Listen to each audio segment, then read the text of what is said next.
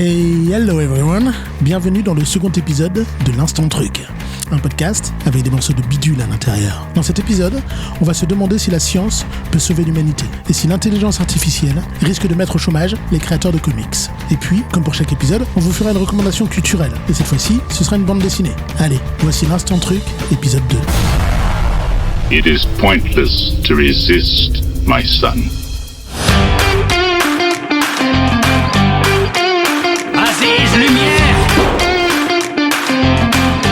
Si c'est un vaisseau plénipotentiaire, où est l'ambassadeur?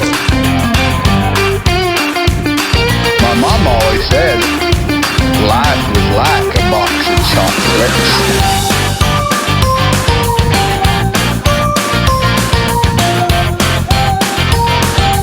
We are the knights who say... Tell me something, my friend. You ever dance with the devil in bed in the moonlight? Bon, dans 10 minutes, je nous considère comme définitivement perdus.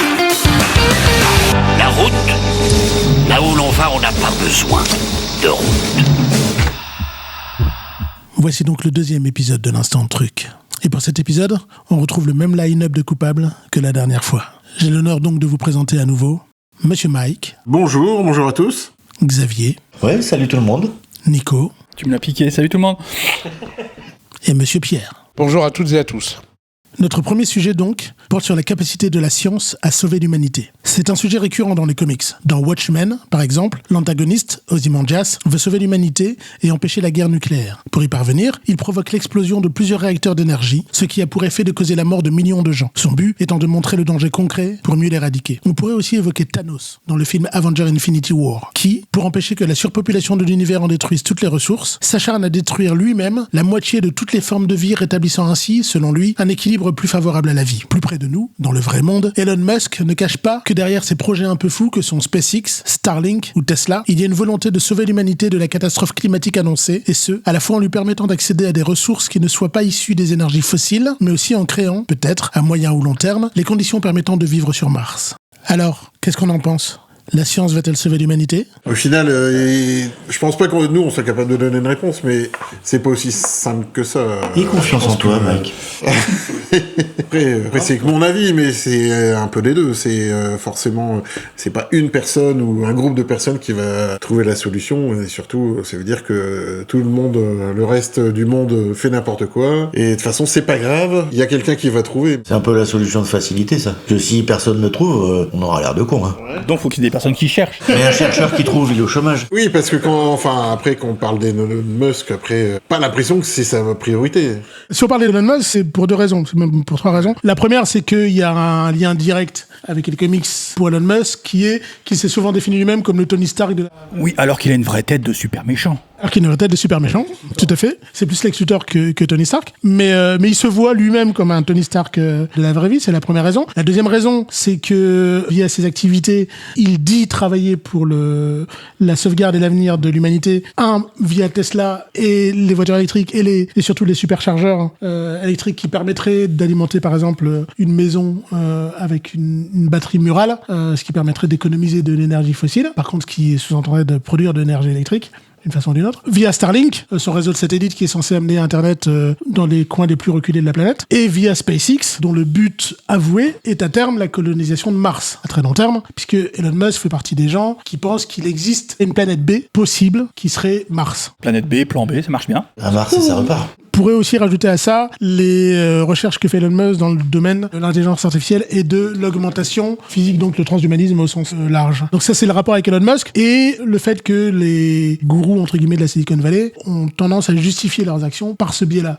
De dire, oui, on fait des choses qui peuvent être vues comme inutiles, chères ou parfois même extrêmement polluantes, mais à terme, on va sauver l'humanité. Sauver l'humanité... Enfin, on a l'impression que le plan, c'est sauver l'humanité en son état. C'est ça. Donc l'humanité ne change pas, mais il faut la sauver dans son fonctionnement actuel. Est-ce que ça, c'est vraiment ça le plan qui va nous faire y arriver ? Je suis pas convaincu. Je crois que personne n'est convaincu autour de cette table. Enfin voilà, les voitures autonomes électriques, moi, quelque part... Par contre, c'est des recherches qui sont nécessaires, certainement. Les batteries électriques, etc. Peut-être que c'est une solution à certaines choses, à un certain moment. Ça répond, par exemple, à la question que ma femme se posait en regardant Avatar. C'est quoi la ligne électrique qui alimente le porte-à-cabine où est Jack Sully ? Il est en plein milieu de nulle part. Et comment il y a le courant ? Comment ça marche son truc ? Je dis, c'est pas dur, c'est une batterie, on aura fait des progrès d'ici là.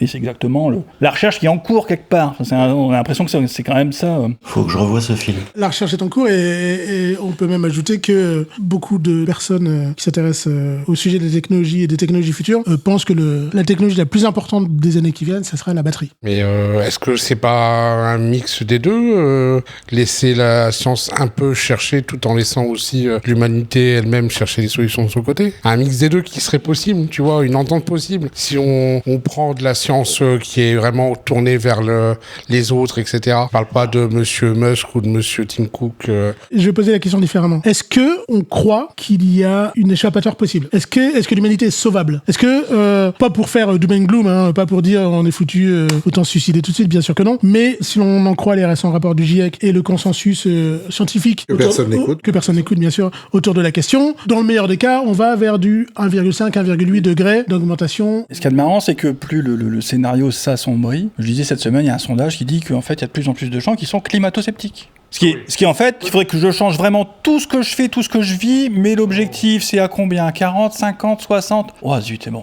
Voilà. Continuons et on va dire que c'est pas très grave. Après, ça donne l'impression que ces gens, parce que comme un des mortels qui voit pas plus loin que sa vie, ils se disent c'est pas grave, pourquoi pas? Mais que quelqu'un comme Elon Musk ou quelqu'un d'autre sont des personnes qui ont des moyens et qui se prennent un peu pour des super-héros ou je ne sais quoi, mais qui donnent l'impression d'avoir des idées qui vont plus loin. Eux, ils disent qu'ils ont des idées qui vont plus loin, que ce qu'ils font, c'est pour aller plus loin, mais ça donne seulement l'impression qu'ils veulent nos sous, qu'ils veulent notre argent et que c'est juste mercantile. Et comme tu disais, est-ce que vraiment le capitalisme va sauver l'humanité?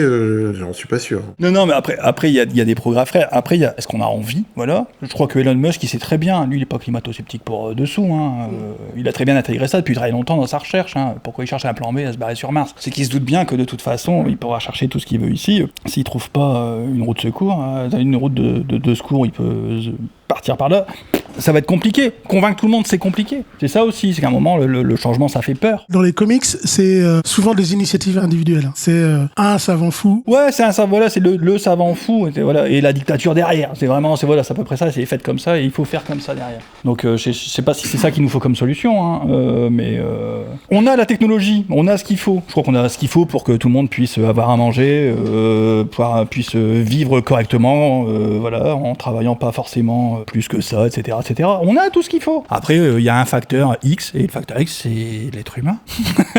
Dans toutes ses composantes, dans tout ce qu'il a envie de faire, dans tout son fonctionnement individuel, collectif, etc. Et c'est ça qu'il faut essayer de faire bouger. Ça va pas dans le bon sens, faut reconnaître. Mais ça ne pourra passer que par ça. Et quand on dit, oui, on est des boomers, les jeunes générations, c'est eux qui vont devoir bouger, entre guillemets, essayer de faire évoluer le truc. Qu'ils adhèrent à Elon Musk, ou à Tim Cook, ou à Bill Gates, qui a une tête de plus gentil, donc faudrait peut-être faire gaffe, c'est peut-être lui le plus méchant. Ça passera par là. En ayant grandi dans l'opulence, ne faites pas gaffe à votre essence, ne faites pas gaffe à ce que vous consommez, comment vous le consommez, etc. C'est très compliqué de changer ces habitudes-là. Tu le fais pas en claquant des doigts, il y a que Thanos qui fait ça. Il y a que Thanos qui fait ça, c'est pas faux. Ça peut nous amener d'ailleurs directement au deuxième sujet, qui est l'intelligence artificielle, puisqu'on est toujours dans le domaine de la science et dans le domaine des conséquences de la science sur l'humanité, au sens large, et sur le sujet qui nous intéresse, des conséquences de la science sur l'art et la création. Donc le deuxième sujet, c'est est-ce que l'intelligence artificielle va tuer les créateurs de comics? Est-ce que la création, quelle qu'elle soit, écrite, musicale, picturale, etc.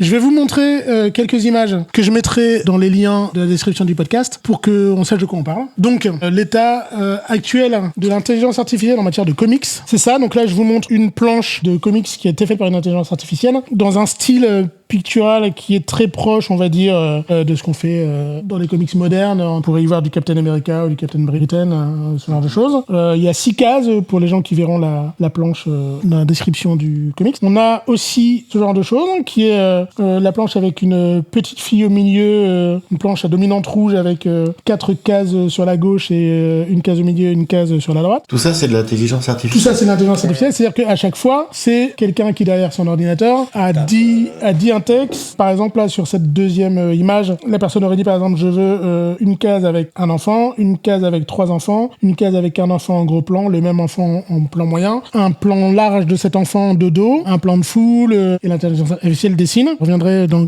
quelques instants sur comment elle fait, mais en tout cas, elle dessine. Encore un autre exemple sur la troisième image, qui est une image où il y a 4 cases avec une femme astronaute ou spationaute, peu importe. Cosmonaute.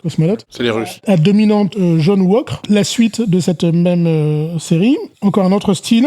Une femme avec des personnages avec des têtes en forme de télé. Là, c'est la même série parce que c'est un comics complet. Elles font peur, les 2 dernières, vraiment.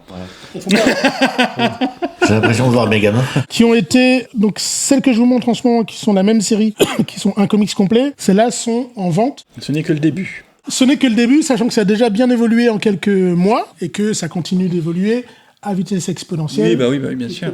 J'imagine qu'à un moment, on va arriver aux scénaristes qui vont pouvoir dire voilà mon histoire, dessine-la. ChatGPT. Dessine-la dans le style de un tel. Parce que le problème, évidemment, c'est qu'il y a plusieurs types d'intelligence artificielle. L'intelligence artificielle, d'ailleurs, c'est pas quelque chose de nouveau. On en utilise déjà tous et depuis longtemps. Quand vous recherchez quelque chose sur Google, c'est une intelligence artificielle qu'on appelle un algorithme, mais qui est une intelligence qui va vous chercher la réponse à votre question ou à votre recherche. Quand vous prenez une photo sur Snapchat, TikTok ou avec la caméra de votre appareil photo et que vous mettez un filtre ou que vous corrigez l'image de la colorimétrie, c'est une intelligence artificielle qui le fait. La nouveauté, c'est que maintenant, on a des intelligences artificielles qui fonctionnent à partir de prompts, c'est-à-dire à partir de demandes textuelles et qui sont capables de générer des images, qu'on appelle des intelligences génératives. On a des intelligences conversationnelles qui permettent d'avoir une conversation textuelle qui ressemble en tout point à une conversation avec un être humain, comme si on parlait à quelqu'un qui répondrait comme un être humain et plus comme un ordinateur. On est loin du Clippy de Microsoft des années 90. C'est-à-dire que maintenant les assistants virtuels deviennent vraiment crédibles. Ils parlent comme nous, à tel point que la première version test de ChatGPT, qui est la plus connue, a même à un moment donné d'être débranchée parce qu'elle était devenue un peu trop consciente. En tout cas, donner les apparences de la conscience. Elle n'était pas consciente, en fait. Il est là l'avenir de l'humanité, en fait. C'est qu'on soit plus là. Son créateur est inquiet. Le créateur de ChatGPT a exprimé effectivement de l'inquiétude. Et donc, comment fonctionnent ces intelligences artificielles ? Tout simplement, elles vont piocher dans des bases de données pour savoir comment elles doivent répondre aux gens. Pour ce qui est des intelligences conversationnelles, et c'est la raison pour laquelle la première expérimentation de ChatGPT a dû être débranchée parce qu'elle donne les apparences de la conscience, son corpus de bases de données, c'était des formes de discussion. Et donc, du coup, forcément, elle prenait les défauts que l'on retrouve systématiquement dans des formes de discussion, c'est-à-dire parfois de l'agressivité, parfois du complotisme. Et dans le sujet qui nous concerne, que l'intelligence artificielle peut tuer les auteurs de comics, les intelligences artificielles génératrices d'images, elles vont chercher la façon dont elles dessinent en copiant, en volant, des centaines et milliers d'images qu'elles vont trouver sur Internet, des images qui sont protégées par le droit d'auteur un peu partout dans le monde. Elles vont copier ces images. On le sait d'autant plus facilement que sur certaines images faites par des intelligences artificielles, on trouve des bouts de signature, en fait, parce qu'en fait, elles ont vraiment copié le style, elles ont copié aussi le bout de signature, parce que, en fait, une intelligence artificielle, c'est complètement con. Mais du coup, c'est parfait pour l'humanité. Parce que c'est une intelligence artificielle, c'est un enfant qui vient de naître, qui ne sait rien du tout sur rien, qu'on gave de connaissances. C'est marrant par rapport aux comics, parce que pendant longtemps, il y a des artistes qui sont pas embêtés, entre guillemets, et qui ont fait du swipe et qui ont repris des poses, des dessins textos d'autres auteurs. Mais c'était très vite repéré, c'était très vite remarqué. Quand c'est de l'hommage, ça va, mais quand c'est pour faire son boulot de storytelling, c'est un peu plus limite. Et on rentre là-dedans, en fait, complètement dans ce principe-là. Tout à l'heure, je te disais, voilà, bientôt, voilà le scénario, fais-le dans le style 2, bah voilà, l'algorithme, il va aller chercher la référence sur l'auteur, et puis il va faire une espèce de globi-boulga de tout ça. Et quand tu dis bientôt, on parle peut-être du mois prochain. Oui, non, bien sûr, je sais bien que ça va très vite. Ça va bien plus vite que moi. Pour illustrer à quel point ça va vite, on trouve déjà des maisons d'édition qui réalisent les couvertures de leurs romans, les illustrations qui sont sur les couvertures de leurs romans, qui les font faire par des intelligences artificielles, ayant donc du coup factuellement mis au chômage les dessinateurs auxquels ils demandaient avant de le faire. Il y a des maisons d'édition de comics, comme je viens de vous le montrer, qui commencent déjà à publier les premiers comics intégralement réalisés via une ou plusieurs intelligences artificielles. En l'occurrence, une intelligence artificielle génératrice d'images, une intelligence artificielle génératrice de texte. C'est-à-dire que grosso modo, d'un côté on dit écris-moi une histoire d'un chevalier qui sauve une princesse sur la planète Melmac, et à la fin on découvre que Dark Vador est le père de tout le monde. L'intelligence artificielle va écrire un texte. Ce texte, on va le donner à une intelligence artificielle génératrice d'images qui elle-même va sortir les images liées au texte. Il y a deux échappatoires à ça. C'est est-ce que, de un, l'éditeur, il est honnête dans le fait que le produit qu'il propose est généré artificiellement. Et le deuxième truc qui peut nous sauver de ça, c'est que si personne achète ces conneries, S'il n'y a pas d'intérêt, entre guillemets, à en faire, tu reviendras à de la production manuelle. Là, c'est nouveau. Il n'y aura jamais une intelligence artificielle qui signera une dédicace dans une convention. L'histoire nous a appris qu'il faut jamais dire jamais parce qu'on est souvent surpris, mais en tout cas, c'est pas pour tout de suite, ça, c'est sûr. Maintenant, effectivement, je suis d'accord avec Nico, c'est-à-dire qu'il y a l'honnêteté de l'éditeur qui te dit ou pas ça a été généré par une intelligence artificielle. Il y a un problème de copyright évident qui est que, pour l'instant, le corpus de base de données est composé uniquement d'images qui ont été volées, c'est-à-dire sans le consentement des auteurs originaux de ces images. Mais est-ce qu'on est confortable avec l'idée que peut-être demain, on vivra, si tout cela évolue, que les intelligences artificielles finissent par utiliser un corpus de données qui soit des images légales, consenties, voire que les auteurs gagnent leur vie en vendant leur création aux banques de données d'images artificielles. Est-ce qu'on est confortable avec un monde où demain, l'art est généré par des machines et plus par des êtres humains ? Je crois que l'intelligence artificielle, ça a été évalué à 300 millions de personnes dans le monde qui seront sans boulot à cause de l'émergence des intelligences artificielles.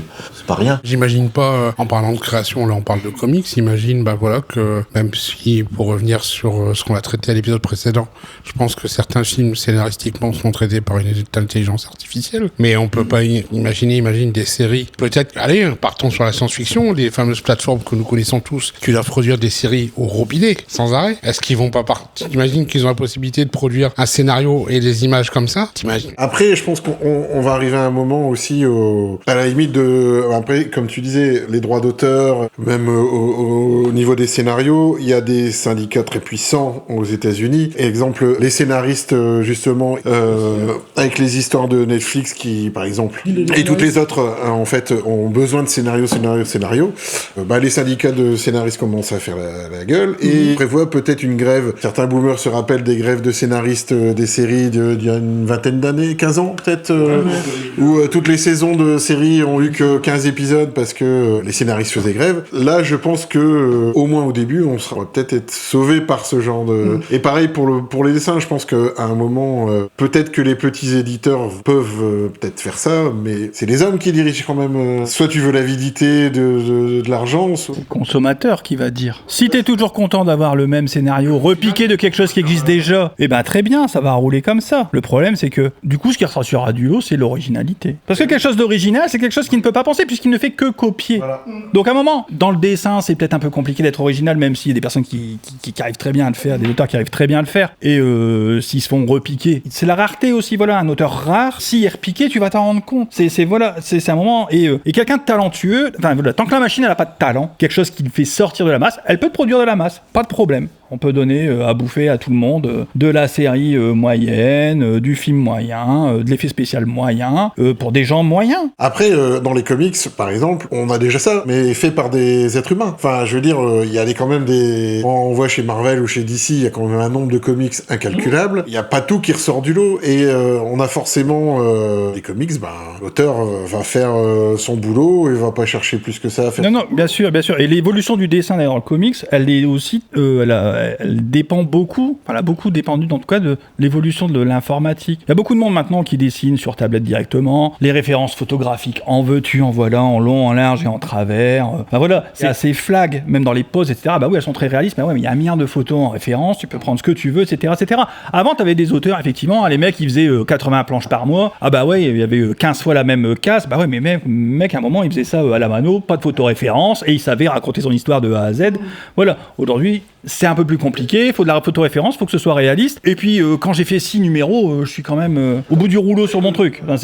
Il y a des auteurs très connus et qui continuent à faire, et qui sont connus comme ça. Moi, Greg Lang, qui pompe ses dessins sur des poses. Pourtant, il continue à faire des comics. Et... si ça marche, s'il y a des gens qui achètent, on va toujours, s'il y a des gens qui achètent et qui en sont contents, il n'y a aucune raison que ça s'arrête. Si c'est valable pour quelqu'un qui fait du swipe régulier de poses et de photos pour réaliser un comics, effectivement, qu'il soit remplacé par l'intelligence artificielle pour faire pareil, je vais pas pleurer Greg Land. Du moment que Rob Liefeld continue de dessiner. Voilà. C'est moche, on peut trouver ça moche, mais c'est original. Mais c'est son style original. C'est moche, il y en a plein qui aiment bien, mais il y en a plein qui aiment pas aussi. Et il fait des erreurs que l'intelligence artificielle n'oserait pas faire. D'anatomie, etc., etc. Il y a des couvertures de Liefeld où je vois un Captain America qui a un torse qui fait presque la largeur de son corps, la largeur de... Avec des seins. Voilà, on se demande s'il est de profil ou s'il est de face, on n'arrive même pas à voir. Mais en même temps, tout de suite, on sait que c'est Liefeld. Ah oui, ça va. Une intelligence artificielle qui, si on lui demande de dessiner comme Liefeld, ça va faire mal. Ah, puis il lui foutra un procès au cul. Pour le coup, il va faire suffisamment attention. Voilà, il y a des auteurs qui peuvent faire suffisamment gaffe à leurs droits. Il y a des personnes qui ont les moyens de faire gaffe à leurs droits. Tout le monde n'a pas ces moyens-là, par contre. Après, il y a un moment, je pense qu'il faut faire confiance, en fait. Enfin, on n'a pas d'autre choix, nous-mêmes, à notre niveau. À notre niveau, non. On a un pouvoir qui est le pouvoir de consommateur, de dire on achète, on n'achète pas, qui est un pouvoir qu'on sous-estime souvent, d'ailleurs. Il y a beaucoup de choses qu'on peut faire pour sauver la planète à notre échelle. En tant que consommateur, il y a beaucoup de choses... d'ailleurs, heureusement... c'est une prise de conscience qui est en train d'arriver, mais ne plus acheter de bouteilles en plastique, etc., etc. Il y a beaucoup de choses qu'on est capable de faire grâce à notre pouvoir de consommateur, puisqu'en fin de compte, le capitalisme n'existe que parce qu'on achète. C'est ça. On n'a vraiment pas conscience. Et non pas parce qu'on non, mais c'est vrai. Le capitalisme, il existe parce qu'on achète, pas parce qu'il vend. Non, c'est ça, oui, parce qu'on achète. Et voilà, s'il vend et que personne n'achète, il y a quand même l'art de nous faire croire que c'est indispensable. Et on pourrait même boucler sur un des sujets de notre premier épisode, qui est qu'en fait, les mauvais films n'existent que parce qu'on va les voir. Et la conclusion, c'est que le public a un goût de shot. Est-ce que c'est le public qui a un goût de shot, ou est-ce que... On sait très bien qu'on va peut-être aller voir une bouse, mais on y va quand même parce que... Même tu peux y aller consciemment, voilà. Après ça... Mais tout dépend de ce que t'attends. Et puis parce que le goût, ça se travaille. Tout dépend de ce que t'attends. Est-ce que le cinéma, c'est un art? Est-ce que la BD, c'est un art? Ou est-ce que c'est un divertissement de consommation duquel t'attends peu de choses et qu'une fois qu'il sera terminé, tu iras à la suite? C'est ça la différence.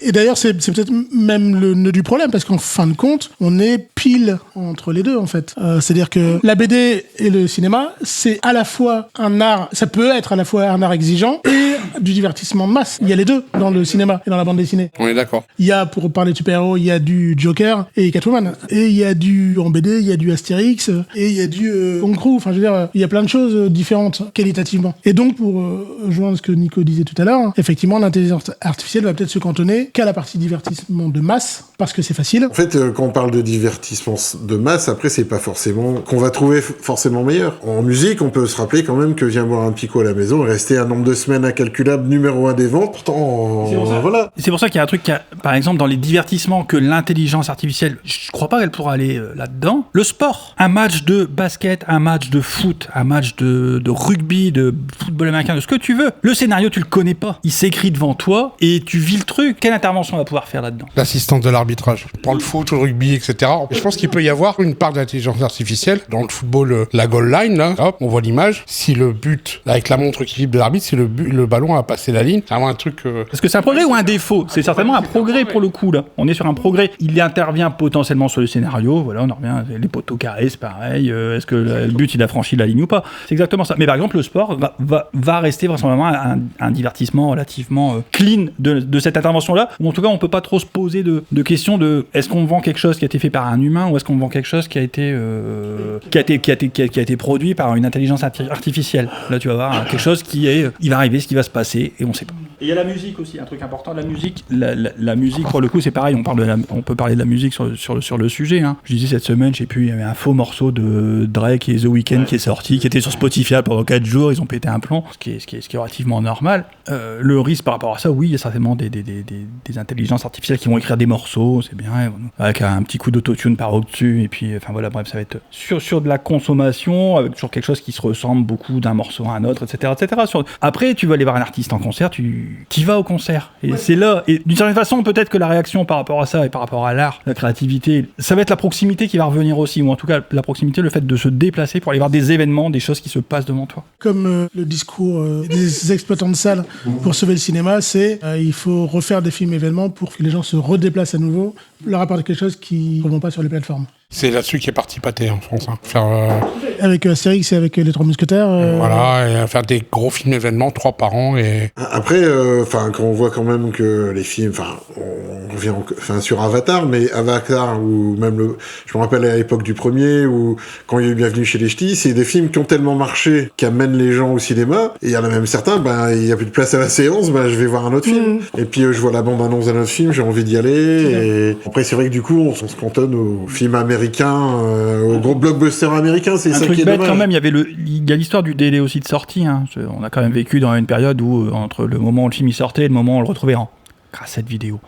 Ou en DVD, il se passait 1 an, voire 1 an et demi. La première diffusion télé, c'était à plus de 2 ans. T'allais pas le voir au cinéma, ton film, tu le voyais pas tout de suite. Hein. Maintenant, ton film, 2 mois après, voire 15 jours après, s'il marche pas, il est sur plateforme. Il est limité à 6 mois. Ouais, voilà, on est limité à 6 mois. Et je te parle, parce que c'est pareil, auparavant, n'existait pas les téléchargements, les machins, etc. Aujourd'hui, tu peux toujours trouver un moyen de le voir, ton truc. Enfin, voilà. Donc, avant, t'allais pas au cinéma, t'attendais tes 2 ans, 2 ans et demi pour le voir à la télé une fois. Tu l'enregistrais, tout ça, des mots bizarres. Et si tu voulais le revoir, non, mais c'est toute une autre consommation. Une consommation qui joue moins aujourd'hui sur l'événementiel. On fait partie d'une génération, on est tous passés par là, hein, messieurs, je pense. Hein. On met dans le même sac. On attendait le Disney de fin d'année. Quand on avait 5-6 ans, t'allais voir le Disney qui était ressorti. Peut-être tes grands frères ou tes grandes sœurs avaient vu 10 ans auparavant, mais que Disney retirait de l'affiche et ressortait parce qu'il n'y avait pas le marché de la cassette vidéo. Et c'était un événement. Ouais, je suis allé voir Blanche-Neige comme ça aussi. Bah, pareil, j'ai avec ma mère qui l'avait vu alors qu'elle avait 5 ans, t'imagines? On est vraiment vieux cons, là. Oui. L'instant truc, un podcast où 4 réactionnaires, un peu boomers, un peu bof, vous parlent de leur enfance. Non, mais cette histoire de l'événement et du cinéma et du collectif, elle est importante. Voir un film sur grand écran, c'est pas la même expérience que le regarder à la télé ou le regarder sur ton téléphone. Enfin, voilà. Je sais plus qui c'est qui disait, allez, va au cinéma, tu lèves la tête, voilà, et tu le regardes sur ton téléphone, tu la baisses. C'est pas la même expérience, voilà. Et tu le vois en collectif. Sauf quand tu vas voir un film pourri en dernière séance et qu'il y a que toi dans la salle. Ça nous est tous arrivé. Hein. Il n'y a aucun regret, en tout cas. Moi, j'aime bien ces moments-là. C'est sûr. On est tout seul. Oui, et puis ça arrive encore, parce que les salles sont quand même pas souvent remplies. Hein. Non. Ça fait quand même un sacré paquet de temps que j'ai pas vu un film complet au cinéma. La dernière fois que j'ai fait la queue pour aller voir un film, ça doit dater de la sortie du Réveil de la Force, c'est-à-dire le premier, la dernière trilogie Star Wars. Oui, il y a eu une trilogie. Il n'y a qu'une trilogie. Moi, je pense qu'il faut avoir confiance. Se dire que, comme disait Nico, ça va sur la masse, faire comme les autres, il y en aura peut-être. Mais après. Mais la masse, c'est pas forcément mauvais. Le truc, c'est pas ça. C'est que, mais à un moment, si c'est pour marcher, ça marchera. Donc, ça trouvera ton public. C'est à un moment, voilà. En forme de conclusion, on pourrait dire que on n'a pas peur de l'intelligence artificielle parce qu'elle servira un but qui est, par exemple, de nourrir la masse, pas forcément au sens péjoratif du terme, mais en tout cas de produire, mais que l'être humain sera toujours nécessaire pour le côté talent. Le talent sortira toujours, jusqu'à ce que la machine ait du talent. Jusqu'à ce que la machine ait du talent. Ouais, c'est-à-dire la semaine prochaine. Bon, alors... On aura atteint les limites de l'intelligence artificielle quand il y aura de la connerie artificielle aussi. Ah, non, ça c'est pas bête. Ah. Bah, si ça va puiser dans des sources d'origine humaine, il y aura forcément de la... ça dépend si c'est, on en revient au début, si c'est un gentil savant ou si c'est un savant fou. En tout cas, ce qui fait un peu peur, c'est que moi, avec toutes ces histoires d'intelligence artificielle, je peux pas m'empêcher de penser à Terminator. Quoi. Bah oui, c'est évident. Et est-ce qu'un jour il y aura une Sarah Connor qui fait... Voilà, c'est ça qui me... Non, c'est à côté. Et j'ai envie de relire Isaac Asimov, quoi. Oui, les lois de la robotique. Mais voilà, en plus on les connaît les scénars. Bah oui, c'est ça le pire. Voilà, d'une part on a toute la technologie qu'il nous faut et qui pourrait faire qu'on vive tous très bien, et on connaît tous les scénars du pire. Alors ça c'est super intéressant parce que je me suis effectivement souvent fait cette remarque qui est que on a également grandi abreuvé de bouquins. Ouais, parce que moi quand je vois Total Recall, j'ai pas envie d'aller sur Mars. C'est ça. On a grandi abreuvé de bouquins qui nous ont un peu prédit ce qui se passe.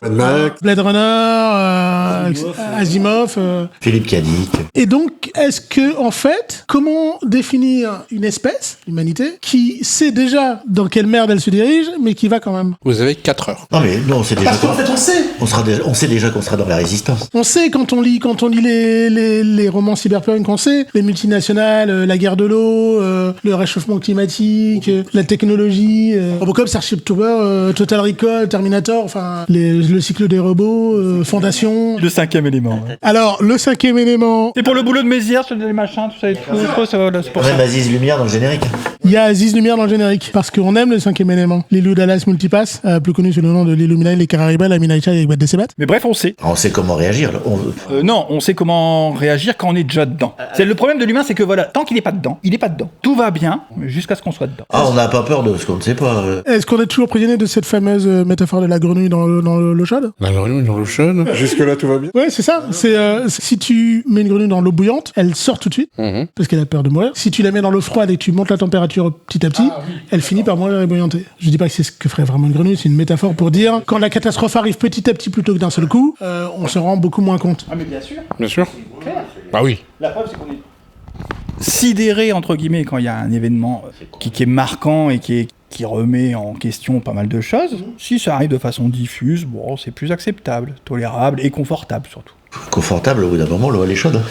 Parce que en vrai, on est littéralement la grenouille dans l'eau chaude, puisque concrètement, la température à l'échelle mondiale augmente petit à petit régulièrement. On continue à conduire des voitures à énergie fossile, on continue à utiliser de l'énergie, à télécharger des films, à faire du streaming qui consomme énormément d'énergie, à bouffer n'importe quoi, à prendre des jets privés. Enfin voilà, on va pas refaire la liste. Alors que on a le cul dans l'eau chaude et qu'on le sait, et qu'on sait que la température augmente et que quand elle sera bouillante, il sera trop tard. Le fumeur sait qu'il va attraper un cancer, mais il continue de fumer. À la fois, est-ce qu'on verra l'intelligence artificielle devenir dangereuse? Est-ce qu'on s'en rendra compte à temps? On s'en rendra peut-être pas compte, ça ira très vite peut-être. Vu que son évolution est exponentielle, pour l'instant on se dit jusqu'ici tout va bien.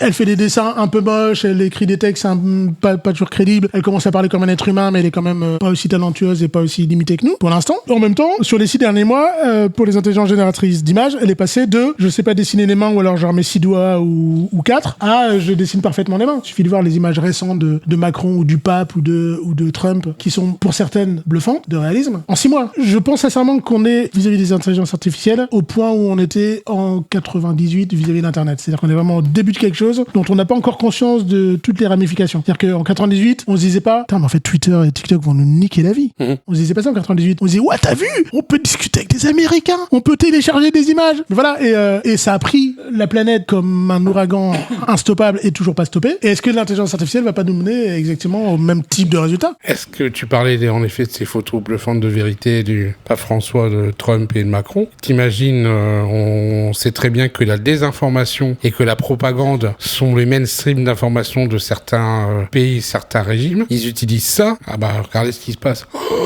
Oui, c'est comme une... Enfin, ça peut être, comme toute invention humaine, elle peut être utilisée pour faire le bien ou pour faire le mal. Ouais. L'importance de l'image actuellement, surtout dans nos systèmes d'information H24. Oui, c'est même pas l'importance, c'est l'omniprésence. On a gommé le temps de réflexion. On nous laisse pas le temps de réfléchir, de se poser. Voilà, c'est le problème par exemple des chaînes info. Chaîne info, t'as pas le temps de réfléchir, c'est du bourrage on bourre le journal, tout ça. Si tu veux pas la regarder, tu la regardes. Ah moi je la regarde plus. Depuis la pandémie, je la regarde plus. Qu'est-ce que tu vas devoir retenir après voilà, parce que même si ça commence à écrire des bouquins, tu vas te dire, on va fixer une date, voilà, 2023, je ne lis plus rien, je ne regarde plus rien qui date d'avant 2023, d'après 2023. Après, ça peut être ça aussi. Après, c'est pas comme si culturellement, j'avais pas un certain nombre de lacunes et que je pouvais pas avoir des bouquins et des films à regarder jusqu'à la fin de ma vie sans regarder quoi que ce soit qui va sortir à partir de demain. Mais ça peut être un réflexe salvateur par certains côtés. Et ça pose un problème et une question que je vais adresser à ceux d'entre vous autour de cette table qui ont fauté et de ce fait fait des enfants. Comment on éduque les enfants sur l'utilisation d'Internet et sur attention, ce que tu vas voir ne sera pas toujours la vérité, voire pas souvent. Un peu comme la télévision peut-être, comme nos parents à l'époque ont fait sur la télévision. Ok, tu regardes la télévision, tu regardes certains trucs, tu peux pas tout regarder, et Internet pareil. Ouais, bon alors, j'ai quand même regardé Colaro comme toi. Hein. Oui, on a tous vu la Playmate, c'est bon, à 9 ans, 8 ans, c'est bon. Comment on fait on essaie de faire gaffe, on rabâche, on explique. On interdit, je suis désolé, alors je sais que c'est pas forcément effectivement ce qu'il y a de mieux, mais il faut interdire par moment. Ah, si, il y a des choses, c'est pas interdire, il y a des choses, c'est pas le moment. Il y a des temps, il y a des âges, c'est pas le moment. Il y a des temps et des âges, voilà. Mais c'est compliqué, hein, c'est mettre des verrous et te dire, se dire que bah ouais, mais les autres, c'est les autres. vous êtes les miens. Donc voilà, il faut faire gaffe, faut être vigilant parce que ça va très très vite. Par contre, effectivement, voilà, mon fils qui me ramène des infos, qui me dit t'as vu ça comme info, je dis mais qu'est-ce que tu me racontes, d'où elle vient ton information? Et voilà, ne serait-ce que YouTube, les shorts là qui défilent, qui regardent en automatique. Je dis putain, comment tu fais pour regarder ça? Et il enchaîne les trucs, voilà, ensuite. Et moi j'en vois dans le métro, ils sont comme ça, ils te regardent la vidéo, ils vont même pas jusqu'au bout, ils font un like, ils passent à la suivante, ça a même pas démarré qu'ils font un like. Pour regarder des trucs de niveau entre vidéo gag et Raël. Voilà, c'est à peu près le grand écart. Voilà, à noter quand même qu'entre vidéo gag et Raël, ils arrivent quand même parfois à avoir des choses intéressantes aussi. Ils vont peut-être écouter notre podcast. Il y a aussi des choses intéressantes sur TikTok. L'important, c'est que les gamins aient des centres d'intérêt et que leur centre d'intérêt ne soit pas uniquement cette façon figée de passer systématiquement à autre chose chose et qu'ils aient un moment... Quand tu définis ça, cette façon figée, de passer à plein de choses... Ouais, mais en étant statique et en étant plus acteur, en étant uniquement...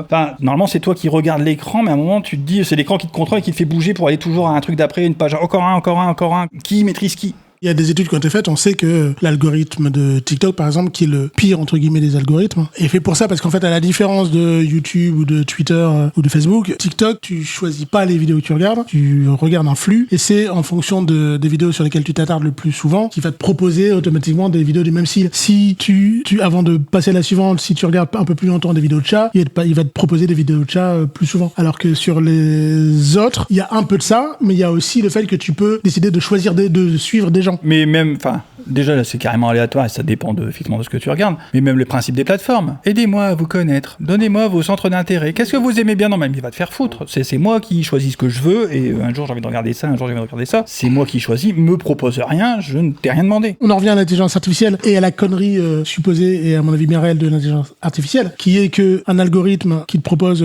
telle ou telle vidéo, telle ou telle série est une intelligence artificielle et elle est conne parce qu'en fait penser que parce que t'as regardé Terminator, forcément t'as envie de voir dans la foulée un autre film de SF, ça peut être vrai, mais ça peut être aussi complètement faux. Tu peux très bien dans la foulée avoir envie de passer une comédie, avoir envie de voir un documentaire sur le Serengeti. Après ça a un impact à ne pas se laisser faire, hein. Parce que moi le temps que je choisisse un film, je dors. Tu te galères, tu choisis, tu te laisses proposer, effectivement c'est peinard. Tu vas regarder ça, tu me l'as dit, ouais, yo. Mais pour revenir sur les enfants, je pense quand même, je pense qu'on est tous comme ça, l'important c'est d'en parler aussi, c'est de pouvoir aussi partager et aussi parler des choses qu'ils peuvent voir et essayer de demander ce qu'ils ont vu et essayer de, en fait c'est ça, essayer d'essayer discerner ce qui peut être faux. Enfin, oui, il peut y avoir une éducation, un accompagnement et une éducation à ce qui se présente devant leurs yeux. Même sans forcément être derrière eux. Après, c'est sûr que il y a un moment il faut interdire, il faut limiter, mais à un moment il va plus pouvoir limiter non plus. Ouais, mais c'est important de les éduquer à ça, de dire attention, les informations, tu vas pas les chercher de toi-même sur internet en tapant un mot ou alors un truc que Google va te proposer, tu vois, voilà. En mode vieux con, pareil, bah ouais, France Inter tourne tout le temps à la maison. Et il est toujours en bruit de fond, ce qui fait que le matin les gamins ils se lèvent, ils écoutent la radio, ils entendent les informations, ils y comprennent quelque chose, ils ne comprennent rien, mais en tout cas ils écoutent une source d'information que moi je considère relativement fiable. Et en tout cas, et réfléchi. Ils sont pas systématiquement devant, avec l'écran allumé, que ce soit de téléphone, de tablette ou devant la télé, à regarder une chaîne d'infos avec des bandeaux qui tournent dans tous les sens, tout qui clignote, 40 000 infos, tu comprends rien du tout, puis en plus ça dit pas grand chose particulièrement. C'est plus du brouhaha qu'autre chose. C'est de la punchline, c'est de la... Ouais, c'est plus du brouhaha qu'autre chose. Donc, et ça, ces habitudes-là, je crois que si elles sont prises très tôt, les enfants, ils peuvent en garder au moins une partie et dans le fait de récupérer l'information au bon endroit. Après, ils feront comme nous aussi, hein, l'information, des fausses informations, on en a récupéré, colporté, il faut passer par là, il faut être pris pour être appris, c'est toujours pareil, voilà. Ils vont se planter, on est là pour les aider. Ok, donc on peut conclure en disant que tu n'es pas complètement dark. Tout va bien. Franchement, c'est le bonheur intégral. Si c'est pas trop dark, moi ça me va. De toute façon, un jour, on va tous mourir, donc... Voilà, de toute façon, un jour, on va tous mourir. Vous l'aurez entendu dans l'instant truc, si vous ne le saviez pas encore. J'ai spoilé la fin. Comme d'habitude, on va finir cet épisode de podcast par une recommandation de lecture, de sortie, etc., de ce que vous voulez. Il me semble que Monsieur Pierre, oui, tu en avais une. Oui, j'en ai une. Montre à la caméra. Et bien, je te laisse nous dire de quoi tu veux nous parler. Alors, une bande dessinée éditée chez Dargo qui s'appelle Le Grizzly, de messieurs Mats et Simon. Alors, Le Grizzly, ça se passe à Paris dans les années 60. Le mec, il est vendeur de voitures, il a ses compagnons d'enfance qui tiennent un resto, etc. Et c'est l'ambiance de Paris des années 60, l'ambiance un peu Michel Audiard, film de Georges Lautner, etc. Le dessin est pour moi, alors je suis pas expert en dessin, mais je trouve qu'il est très plaisant à regarder, je vous laisse voir. Je mettrai un lien dans la description du podcast. Le scénario est très sympa. Pourquoi je vais en parler ? Parce que c'est un premier numéro, c'est original. Tu peux peut-être citer le nom des auteurs ? Oui, Mats et Simon. Et c'est édité chez Dargo. J'ai trouvé ça dans ma librairie préférée qui s'appelle Astro City, 50 rue de l'hôpital militaire à Lille. Très très bonne librairie. Voilà, très très bonne librairie. On n'est pas sponsor, hein, c'est juste une très bonne librairie. Et donc c'est le premier numéro, le premier volume. C'est du placement de produits. Est-ce qu'il y en aura ? J'ai touché pour ça. Et c'est le premier volume. Ben voilà, je le recommande parce que peut-être qu'il y en aura, on espère qu'il y en aura un deuxième et peut-être un troisième, etc. C'est des initiatives à soulever. Ok, redis le titre. Le Grizzly, un drôle de chabanais, aux éditions Dargo. Ok, ben merci beaucoup. C'est la fin du deuxième épisode. On se retrouve très bientôt. Merci beaucoup messieurs. Et puis à bientôt.